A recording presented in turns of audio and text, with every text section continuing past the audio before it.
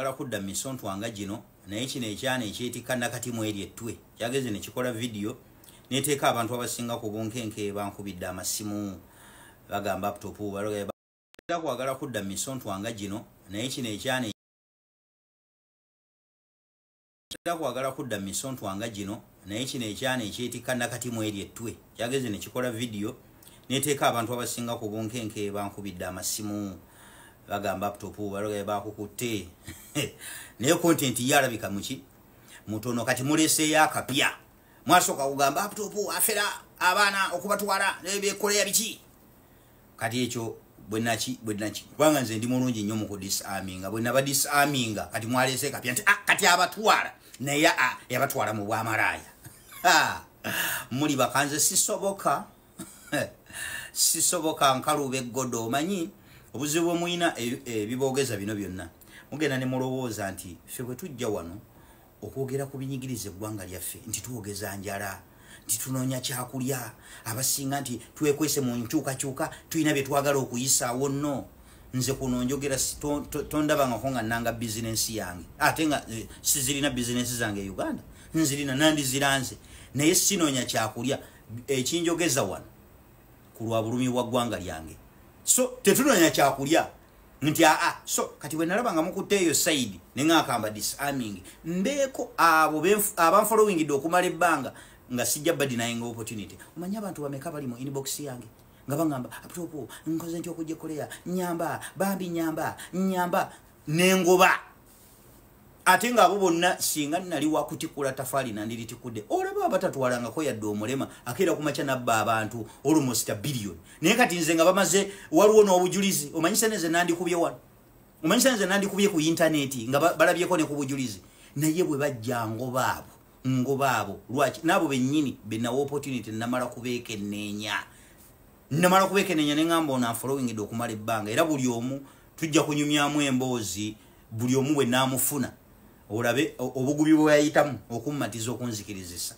naye nga nekyatetera okuŋŋonza omugambo gwe baali batambuza ne nga bano abadde bantambuzaako omugambo let me disarm them this way nti ffe tetwogeza njala wabula twagala kukyusa bulamu bw'abantu nga sijja badinayinga opportunity abaana bano kubanga n'abamu bambi bukazi bwattu obusanga eyo babasajja battu nga bali ebalina gye bakulebuukanya n'obasanga bakulwanira entalo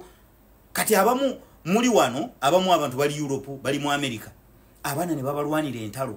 naye mubavimba buvimbi bwakubuuza munnange nyigira ku mapeesa ebyeno si byangu ebyeno bizibu agenza okugamba nti njagala nzijeko kawo ye gyali ebyangu ye gwawooli ebizibu nga gwe wooli kati nesagala kufaanana abo nenga kanondeyo sisobola kuyamba bonna ne kanondemu abamu bensobodde okuprioritizinga at least in futurelingeko mu bulamu bwabwe mu ngeri y'okukyusa obulamu ninga sikikolera nti nkikolera buli omu era buli omu nayina ensonga lwaki saagira bugizi nti ona zeno yakkiriza yaze ne wamala bavaayo waneno nga bakola video aga yangoba nange bayitirivu nimmala nkuleta wano screen shot za inbox bengobye tobala so temulowooza nti bwe tujja wano okwogera twogeza njala naye nza laptop ne bonjogerako ekifaanana kitya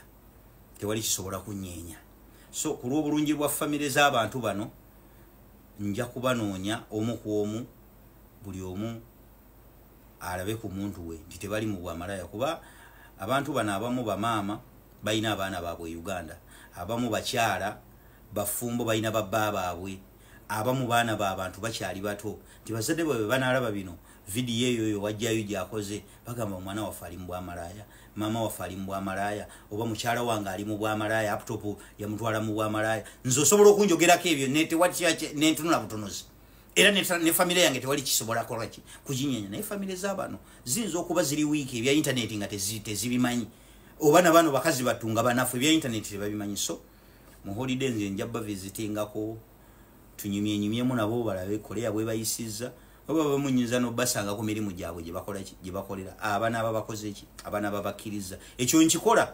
olw'okuba simanyi bugumu bwa famire zaabwe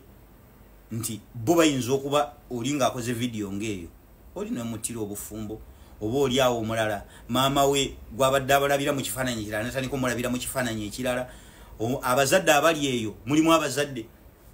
nga ali eri naye olwokuba alina ekifaananyi wano mwandabira ne yeesiga omwana wa abeere wano nange nakkiriza obeera laptop ndi waliwo omwami akayanya mukyala we nkya neggulu lwaki wavaayo laptop tobeera laptop nze nali njagala ng'oba okola ova laptop wonnyuka nodda ewuwe bintu byakumunyonyola nti munnange wano tasobola kwesomba nga buli lunaku ave wange wala n'omulimu gye guli so